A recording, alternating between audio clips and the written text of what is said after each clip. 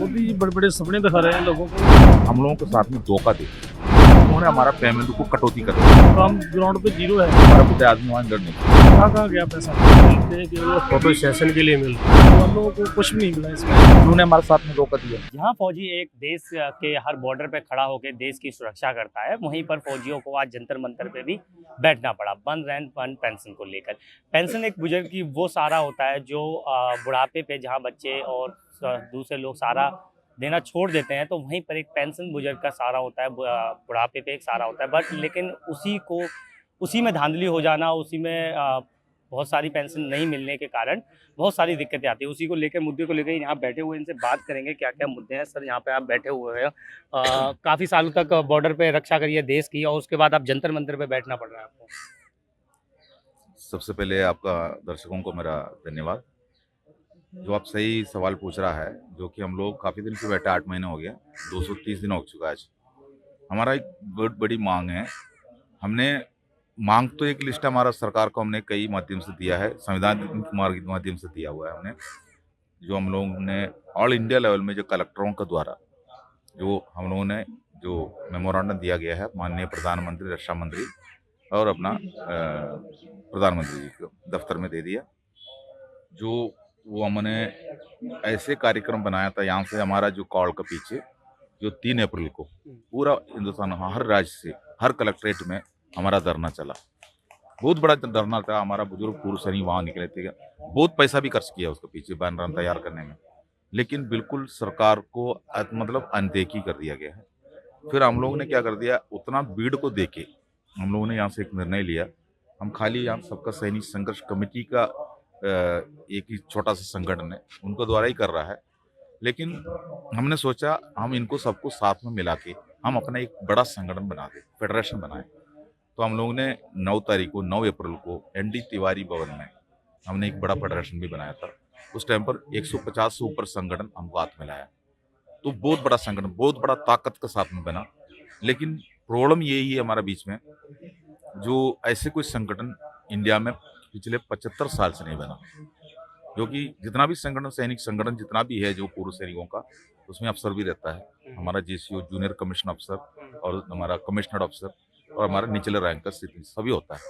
सभी के साथ में नेशनल संगठन भी आपने देखा होगा, जनरल सतवीर सिंह का संगठन देखा होगा, वॉइस ऑफ एक्स सर्विसमैन, कई संगठन ऐसे हैं, इंडियन एक्स सर्विसमैन लीग है।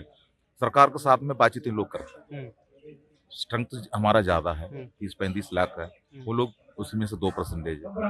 लेकिन इन्होंने वो आरोपी देने का पीछे जाके हम लोगों के साथ में धोखा दे दिया। धोखा ऐसे है, हमारे जो टेबल तैयार हो गया, तो OROP जो निचले रैंक वाले के लिए लागू है। इसका कानून पहले से बना हुआ है।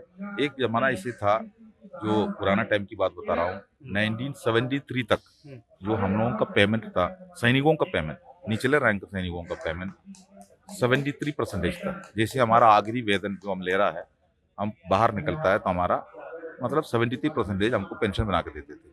इसलिए देना पड़ता है, हम जल्दी से जल्दी रिटायरमेंट होना पड़ता है, जो कि हम 40 की उम्र में बाहर आना पड़ता है। जो 90% सैनिकों को 40 की उम्र में रिटायरमेंट दिया जाता है, क्योंकि सेना में युवा चाहिए, सेना में जवान चाहिए, साउंड हेल्थ के साथ में चाहिए, साउंड फिजिकल के साथ में चाहिए। ये ऑल वर्ल्ड में ही। लेकिन एक चीज़ है सर, इतने दिन से आप बैठे हुए हो अपनी मांगों को लेकर, 8 महीने हो चुके हैं, अभी तक तो सरकार ने कुछ सुना नहीं है, तो आगे लग रहा है सुनेगी? देखो सर, मैं आपको पहले ही बताया था ना, हमारा मांगों को सरकार के सामने रखने वाला हमारा अधिकारी है। इन्होंने हमारे साथ में धोखा दिया। जो हमारे लिए, जो कम उम्र में हम निकल के 40 की उम्र में आता है, तो हमारा सामने सबसे बड़ा समस्या क्या होता है, हमारा बेरोजगार हो रहा है। जो वो तो ये रूलिंग है जवान को बनाने का, वो एक तरीका है। हम ये नहीं बोल रहा हूँ हमारा उम्र बढ़ा के जो पुलिस के जैसा 60 साल की उम्र तक रखे, वो हो नहीं पाएगा। जो कि हमको देश का, दूसरा देश के साथ में लड़ना है। वहाँ का सैनिक भी यंग उम्र का है, तो हमारा बुढ़े आदमी वहाँ लड़ नहीं सकता। तो ऐसे में जो रूलिंग है, मैं उसको मानता हूँ। उसके बाद हमारा पुनर्वास के लिए या हमारा सैनिक कल्याण के लिए जो भी जो तरीका बना कर रखा है, वो तरीका में हमारा अफसरों का हक है। तो ये हमेशा वोट बैंक के चक्कर में हमारा नफरी को दिखा के हमारा जो भी जो हमारे लिए कोटा है, वो पूरा कॉन्ट्रैक्ट बेस में कर देंगे। आप जानते हो कॉन्ट्रैक्ट बेस में वफादार बनना पड़ता है। वफादार का मतलब ये, हमारा कॉन्ट्रैक्टर हमेशा हमारा अफसर होता है।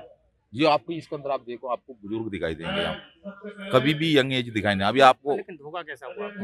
धोखा यही हुआ है, उन्होंने OROP जो कम उम्र में आने की वजह से हम लोगों को 1973 तक हमको 73% देते थे, लेकिन उस टाइम पर वो ORP की बात नहीं था।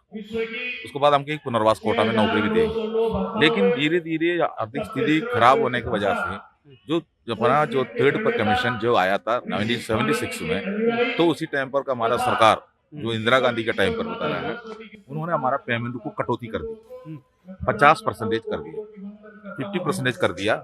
जैसे मान लो 73 से 23% कट करके 50% कर दिया, और हमारा अफसरों को उस टाइम पर मिलता था, और केंद्रीय कर्मचारी जितना भी है उनको मिलता था 33%।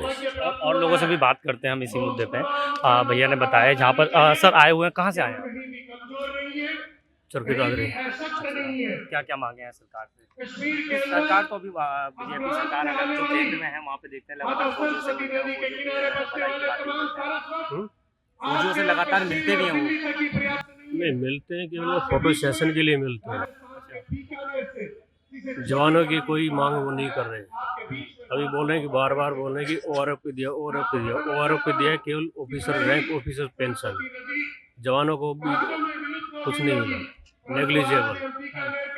अभी हमारा जो ये इसका प्रतिनिधित्व करते हैं, जो ऑफिसर करते हैं, उन्होंने क्या है कि पूरा का पूरा अपना वो लिए है, जवानों की नफरत दिखाई, इनको आगे किया, फिर बाद में क्या है कि डिमांड होती है वो केवल अपनी वो करते हैं। चाहे 71 बार इंडिया जीता है, सभी बोलते हैं कि भारत ने बहुत बड़ी विजय की। विजय किसके लिए हुआ? ठीक है, देश के लिए हुआ, और उसमें एक्चुअली जवानों के लिए क्या मिला? जवानों की पहले पेंशन थी 75%, उसको कट करके 50% कर दी, उसको 75% से 50% कर दी। अच्छा, अभी आपके अगर लोगों की संख्या की बात करें तो कितने लोग हैं? किसके लिए? आप लोग संगठन में कितने लोग हैं जो इस सभी को लेकर बैठे हैं? अभी संगठन में पूरे देश के जवान आ रहे हैं। एक नारा हमेशा से दिया जा रहा है, जय जवान जय किसान दिया जाता है, किसानों को और जवानों को एक अलग अहमियत दी जाती है, लेकिन उससे अगर जवान यहाँ पे बैठे हुए हैं 8 महीनों से, तो उस पर क्या कहेंगे? तो उसमें कहेंगे सर, जो अपने मोदी जी बड़े बड़े सपने दिखा रहे हैं लोगों को, काम ग्राउंड पे जीरो है, क्योंकि जितना भी पैसा अभी तक दिया है उसका ये नहीं देखा किसको क्या है, क्योंकि जो ये पैसे मिले दिए गवर्नमेंट ने वन पेंशन के, ये अफसरों को गया है सबसे ज़्यादा पैसा, और जवानों को कुछ भी नहीं मिला। इसमें 15% पैसा है जो जवानों और GC और जवान को मिला। लेकिन वो मोदी जी तो हमेशा जवानों के से मिलते हैं, बॉर्डर पे भी जाते हैं, वहाँ से उनसे मिलते हैं, दिवाली होली भी मनाते हैं उनके साथ। अब बनाते हैं, ठीक है, बढ़िया है सर, होना भी चाहिए, क्योंकि जो फौज है ये किसी की नहीं है, जो सबकी है, देश पूरे देश की होती है, तो जो बढ़िया बात है। लेकिन सर हम तो ये चाहते हैं अगर जो पैसा दिया गया है वन रैंक वन पेंशन का, इसका एक जो जस्ट चाह रहे हैं हम 3 जजों की कमेटी बने, और जो पैसा मिला है इसकी पूरी गो हो कहाँ गया पैसा, और उसके बाद जो कमेटी 3 महीने में हमारे को रिपोर्ट देके ओके करेगी, हम उसको मानेंगे। धांधली क्यों चल रही है? वो बीजेपी सरकार तो कहती है कि हमारी एकदम धांधली नहीं होती, सब बढ़िया चल रहा है। धांधली हुआ है सर, इसका हम मांग कर रहे हैं। तो कितने दिन से बैठे, 230 दिन हो गए हमारे को बैठे हुए, तो ऐसे थोड़ी बैठे हैं हम, हमारे को नहीं मिला तो इसलिए बैठे हैं, अगर मिला होता तो हम पाते ही नहीं।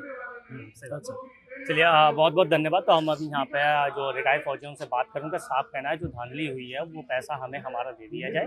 मैं अजीत शाह, आप देख रहे हैं जनहित टाइम्स, दिल्ली।